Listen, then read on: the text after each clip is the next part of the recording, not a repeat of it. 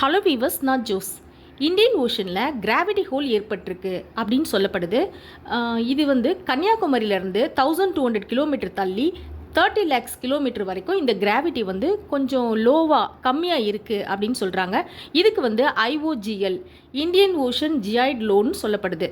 எப்படி இந்த ஓஷனில் வந்து இந்தியன் ஓஷனில் வந்து கிராவிட்டி லோவாக இருக்குது, எதனால் இப்படி பள்ளம் ஏற்பட்டிருக்கு அப்படின்றத இந்த வீடியோவில் பார்க்கலாம். அதுக்கு முன்னாடி சேனல் சப்ஸ்கிரைப் பண்ணாதவங்களாம் பண்ணிடுங்க.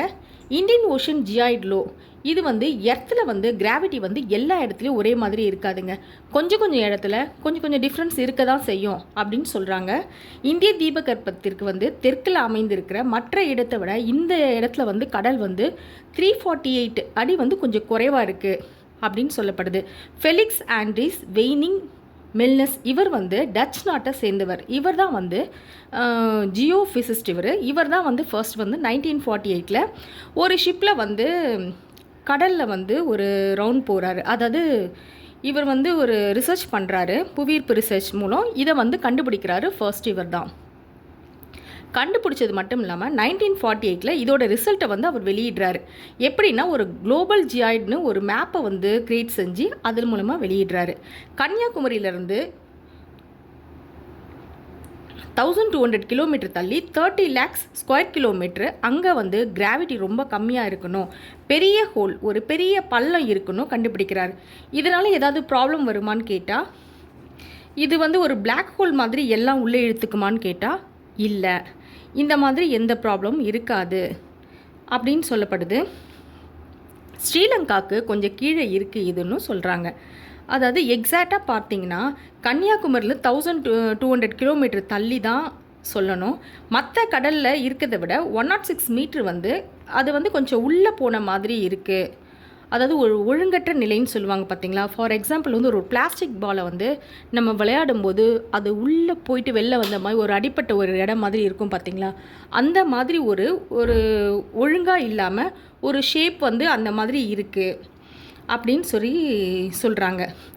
Indian Institute of Science Bangalore இங்கேருந்து என்ன சொல்லியிருக்காங்கன்னா, அட்ரே கோஷ் அப்படின்ற சயின்டிஸ்ட்டும் டர்ன்ஜான் பால் அப்படின்ற சயின்டிஸ்ட், இவங்க 2 பேரும் என்ன சொல்லியிருக்காங்கன்னா, எதனால் இந்த மிகப்பெரிய பள்ளம் கிராவிட்டி ஹோல் வந்து இருக்குது அப்படின்னு சொல்லியிருக்காங்க.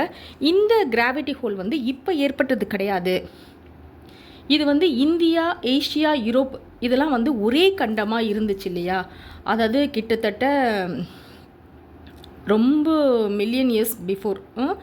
அதுக்கு வந்து இப்படி எல்லாம் இந்த இந்தியா, ஏஷியா, யூரோப்லாம் ஒரே கண்டமாக இருந்திருக்கு. அதை வந்து கொண்டானா அப்படின்னு சொல்லுவாங்க.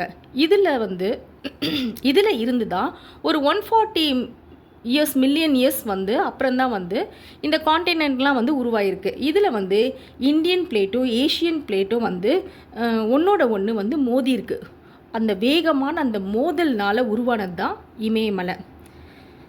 அந்த சேம் டைமில் தான் அப்படி மோதும்போது கடலில்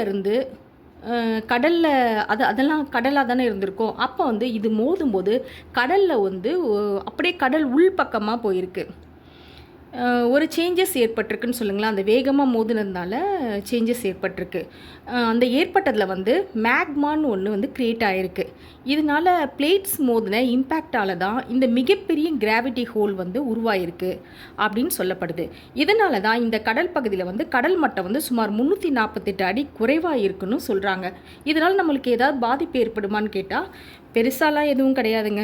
ரொம்ப லோவாக தான் டிஃப்ரென்ஸ் வந்து தெரியும் அப்படின்னு சொல்கிறாங்க. இதுக்கு வந்து ஃபார் எக்ஸாம்பிள் பார்த்தீங்கன்னா, இப்போ நார்வேயில் அந்த மாதிரி இடங்கள்லாம் வந்து உங்கள் வெயிட் பார்த்திங்கன்னா ஒரு 70 kg இருக்கும் அப்படின்னு வச்சுக்கோங்களேன். அப்படி இருக்கும்போது நீங்கள் வந்து ஸ்ரீலங்கா, அதாவது இந்திய பெருங்கடல் அந்த பக்கங்கள்லேருந்து நீங்கள் வந்து உங்கள் வெயிட்டை செக் பண்ணி பார்த்தீங்கன்னா ஜஸ்ட்டு ஒரு 3 கிராம்ஸ் வந்து கம்மியாக காட்டுமா. இந்த கிராவிட்டியால் வந்து ஷிப்பு, நீர்மூழ்கி கப்பல் இதெல்லாம் வந்து கிராவிட்டியோட இம்பேக்டால் நேவிகேஷனில் வந்து சின்ன சேஞ்சஸ் ஏற்படும். அந்த மாதிரி டைமில் வந்து என்ன பண்ணுவாங்கன்னா, அதுக்காக அட்வான்ஸ் GPS, சோனார் மெத்தட் இதெல்லாம் யூஸ் பண்ணி அதை வந்து சரி பண்ணுவாங்களாம். நெக்ஸ்ட் வீடியோவில் பார்க்கலாம். பை.